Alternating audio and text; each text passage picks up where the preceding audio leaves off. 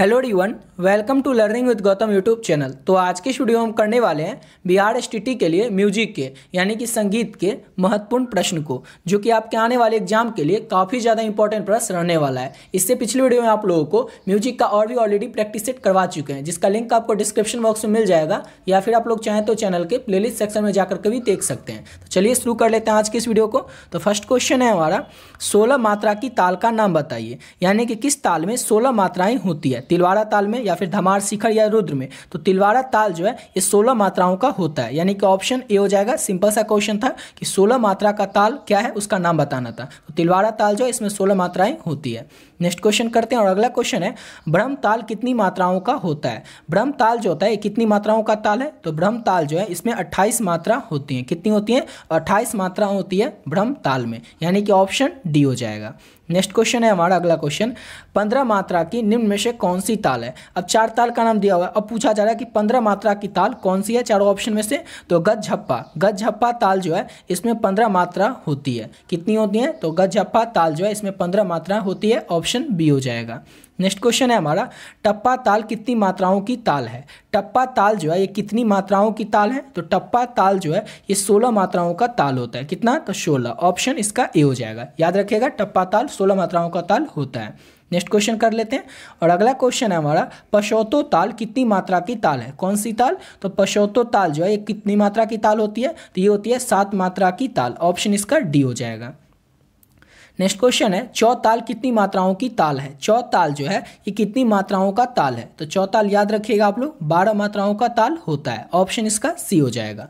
Next question है हमारा, रूपक ताल के समान कौन सी ताल है। यानी कि रूपक ताल जिस तरह का है सेम उसी तरह का कौन सी ताल है, यानी कि उसके समान कौन सा ताल होता है। तो त्रिवा ताल। कौन सा ताल? तो त्रिवा ताल जो होता है ये रूपक ताल के समान ही होता है, यानी कि ऑप्शन डी हो जाएगा। नेक्स्ट क्वेश्चन करते हैं और अगला क्वेश्चन है, आड़ा चर ताल में कितनी बार खाली आती है। किस ताल में? तो आड़ा चार ताल जो है इसमें कितनी बार खाली आती है। तो आड़ा चर ताल में 3 बार खाली आती है, यानी कि ऑप्शन इसका ए हो जाएगा। अगला क्वेश्चन है हमारा, धमार ताल के कितने विभाग होते हैं। धमार ताल जो है इसके कितने विभाग होते हैं। तो धमार ताल के 4 विभाग होते हैं, ऑप्शन बी हो जाएगा। याद रखिएगा अच्छे से आप लोग, धमार ताल के कितने विभाग होते हैं। तो धमार ताल के 4 विभाग होते हैं, ऑप्शन बी हो जाएगा। अगला क्वेश्चन है हमारा, गणेश ताल में कितने विभाग होते हैं। याद रखिएगा, गणेश ताल जो है इसमें कितने विभाग होते हैं। विभागों की संख्या जो है वो 6 होती है गणेश ताल में, यानी कि ऑप्शन ए हो जाएगा। याद रखिएगा 6 विभाग होते हैं गणेश ताल में। अगला क्वेश्चन है हमारा, चौताल में खाली कितनी बार आती है। चौताल जो है इसमें खाली जो है ये कितनी बार आती है। तो चौताल में जो खाली है ये 2 बार आती है, यानी कि ऑप्शन ए हो जाएगा। अगला क्वेश्चन है हमारा, निम्न में से, यानी कि 4 ऑप्शन जो दिया हुआ है इसमें से पूर्वी ठाठ जन राग कौन सा है। 4 ऑप्शन में सबको बताना है कि पूर्वी ठाठ जन राग कौन सा है। कौन सा? तो वसंत जो है ये पूर्वी ठाठ जन राग है, यानी कि ऑप्शन इसका डी हो जाएगा। सिंपल सा क्वेश्चन था कि 4 ऑप्शन में से पूर्वी ठाठ जन राग कौन सा है। तो वसंत जो है ये पूर्वी ठाठ जन राग है, यानी कि ऑप्शन इसका डी हो जाएगा। नेक्स्ट क्वेश्चन कर लेते हैं और अगला क्वेश्चन है, निम्न में से, यानी कि 4 ऑप्शन में से कौन सा राग कल्याण ठाठ जन है। यानी कि 4 ऑप्शन में सबको बताना है कि कल्याण राग ठाठ जन राग कौन सा है। तो छाया नट राग जो होता है ये कल्याण ठाठ जन राग होता है, ऑप्शन इसका ए हो जाएगा। देखिए आपके सिलेबस में कहीं पर भी ये मेंशन नहीं किया गया कि छाया नट राग के बारे में आपको पढ़ना पड़ेगा, या फिर आपको राग श्री के बारे में, राग जौनपुरी के बारे में, कुमोद के बारे में, इस सब के बारे में पढ़ना पड़ेगा। आपके सिलेबस में ओनली मेंशन किया गया है कि रागों का विस्तृत अध्ययन। इसका मतलब ये है कि जितना भी राग है उस सबको आपको पढ़ना पड़ेगा और सबसे रिलेटेड आपके एग्जाम में क्वेश्चन पूछे जाएंगे। समझ गए? इसके लिए ऑलरेडी आपको बता चुके हैं कि आप पीडीएफ ले सकते हैं और इस पीडीएफ को पढ़ करके जितना भी राग है सबको अच्छे से कंप्लीट कर सकते हैं। उसके बाद उसका ऑब्जेक्टिव क्वेश्चन भी आपको बता दिए थे, किस तरह से मिलेगा, प्रीवियस ईयर क्वेश्चन ये सब भी बता दिए थे पिछले वीडियो में, जिसका लिंक आपको डिस्क्रिप्शन बॉक्स में मिल जाएगा, या फिर आप लोग चैनल के होम पेज पे जैसे ही जाएगा तो फर्स्ट नंबर पे आपको वीडियो मिल जाएगा। उसको देख करके आप लोग ये देख सकते हैं कि पीडीएफ कैसे लेना है, और वीडियो के आगे भी आपको बता देंगे कैसे पीडीएफ लेना है। ठीक है, उसमें आप पढ़िएगा तो आपका पूरा सिलेबस जो है एसटीटी का कंप्लीट करवा रखे हैं उस पीडीएफ में, और वीडियो पे तो आपको क्लास रेगुलरली करवा ही रहे हैं। ठीक है, अब बढ़ते हैं अपने नेक्स्ट क्वेश्चन की ओर और अगला क्वेश्चन है हमारा, कल्याण ठाठ के राग को पहचानिए। यानी कि कल्याण ठाठ जो है उसके राग को पहचानना है। तो कल्याण ठाठ का कौन सा राग है आपको बता चुके हैं ऑलरेडी पिछले वीडियो में। हमीर जो है कल्याण ठाठ के राग है, यानी कि ऑप्शन सी हो जाएगा हमीर। अगला क्वेश्चन है हमारा, निम्नलिखित में से कौन सा राग तोड़ी ठाठ में आता है? कौन सा में तोड़ी ठाठ जो है इसमें कौन सा राग आता है? तो याद रखेंगे आप लोग, मधुवंती जो है ये तोड़ी ठाठ में आता है। सिंपल सा क्वेश्चन था, कौन सा राग तोड़ी ठाठ में आता है? तो मधुवंती राग जो है तोड़ी ठाठ में आता है, ऑप्शन बी हो जाएगा। अगला क्वेश्चन है, मड़वा ठाठ के अंतर्गत कौन सा राग आता है? किस ठाठ के अंतर्गत? तो मड़वा ठाठ के अंतर्गत कौन सा राग आता है? तो ललित जो है ये मड़वा ठाठ के अंतर्गत आता है, यानी कि ऑप्शन इसका ए हो जाएगा, ललित। नेक्स्ट क्वेश्चन कर लेते हैं। और अगला क्वेश्चन है, पूर्वी ठाठ के राग को पहचाने। किस ठाठ के राग को? तो पूर्वी ठाठ जो है उसके राग को पहचानना है। तो पूर्वी ठाठ के राग का नाम है पुड़िया धनाश्री। और इस सब राग को बारे में आपको पढ़ना पड़ेगा डिटेल से। सभी राग का आपको वादी, संवादी, ठाठ, उसका उसके गाने का समय, आरोह, अवरोह, ये सब पता होना चाहिए। और ये सब आपके एग्जाम के लिए इंपॉर्टेंट है, समझ गए। और ये सब आपको उस PDF में मेंशन कर दिए, उसमें आपको मिल जाएगा। सिंपल सा क्वेश्चन था, पूर्वी ठाठ के राग को पहचाने। तो पूर्वी ठाठ का राग का नाम है पुड़िया धनाश्री राग, ऑप्शन इसका बी हो जाएगा। अगला क्वेश्चन है, इनमें से कौन सा राग काफी ठाठ से है? अब काफी ठाठ जो है इससे कौन सा राग है? 4 ऑप्शन दिया हुआ है, अब इसमें से आपको बताना है कौन सा राग है, बताइए। तो पटदीप। कौन सा? तो पटदीप जो है ये काफी ठाठ जन राग है, यानी कि ऑप्शन इसका ए हो जाएगा। नेक्स्ट क्वेश्चन है हमारा, पूर्वी ठाठ का राग निम्न में से कौन सा है? यानी कि 4 ऑप्शन में से पूर्वी ठाठ का राग निम्न में से, यानी कौन सा है 4 ऑप्शन में से? तो राग श्री। राग श्री जो है ये पूर्वी ठाठ का राग है, और आपके सिलेबस में तो मेंशन भी किया गया था कि राग श्री के बारे में आपको पढ़ना है। नेक्स्ट क्वेश्चन कर लेते हैं। और अगला क्वेश्चन है, काफी ठाठ के राग को पहचाने। काफी ठाठ जो है उसके राग कौन से है 4 ऑप्शन में से? तो भीम पलासी जो है ये काफी ठाठ का राग है, यानी कि ऑप्शन बी हो जाएगा। नेक्स्ट क्वेश्चन है हमारा अगला क्वेश्चन, तोड़ी ठाठ के अंतर्गत निम्न में से, यानी कि 4 ऑप्शन में से कौन सा राग आता है? तोड़ी ठाठ जो है इसके अंतर्गत जो कौन सा राग आता है? तो राग परमेश्वरी। राग परमेश्वरी जो है ये तोड़ी ठाठ के अंतर्गत आता है, यानी कि ऑप्शन डी हो जाएगा। नेक्स्ट क्वेश्चन है, निम्न में से कौन सा राग, यानी कि 4 ऑप्शन में से कौन सा राग मड़वा ठाठ से है? मड़वा ठाठ से कौन सा राग है? तो राग भटियार जो है, कौन सा? भटियार, ये मड़वा ठाठ के अंतर्गत आता है, ऑप्शन इसका सी हो जाएगा। देखिए आपको ऊपर ही बता चुके हैं कि आपको PDF लेना कैसे है, ठीक है। और अभी सिंपल वे में आपको बता देते हैं। और कई बच्चे ऑलरेडी ये PDF ले चुके हैं, जो भी इसका PDF ले चुके हैं वीडियो को थोड़ा स्किप कर दीजिएगा, आगे से देख लीजिएगा। जो अभी तक नहीं लिए उनको कैसे लेना वो देख लीजिए, ठीक है। वैसे डिटेल में पिछले वीडियो में बता चुके हैं, इसमें तो आपको 1 मिनट के अंदर समझा देते हैं कि इस PDF में रहेगा क्या क्या और लेना किस तरह से है। तो आपको जैसे पेपर फर्स्ट की बात करें तो आपका पेपर फर्स्ट होगा 9th 10th वालों के लिए। कई बच्चे इसमें भी मतलब फॉर्म भर चुके हैं, उनको ये पता ही नहीं है कि 9th 10th के लिए फॉर्म भरे तो उनका पेपर फर्स्ट होगा या पेपर सेकंड होगा। कई बच्चों को तो ये भी नहीं पता रहता है, इसलिए अच्छे से आपको पता होना चाहिए। अगर आप लोग 9th 10th से फॉर्म भरें तो आपका पेपर फर्स्ट होगा, 11th 12th से फॉर्म भरें तो आपका पेपर सेकंड होगा।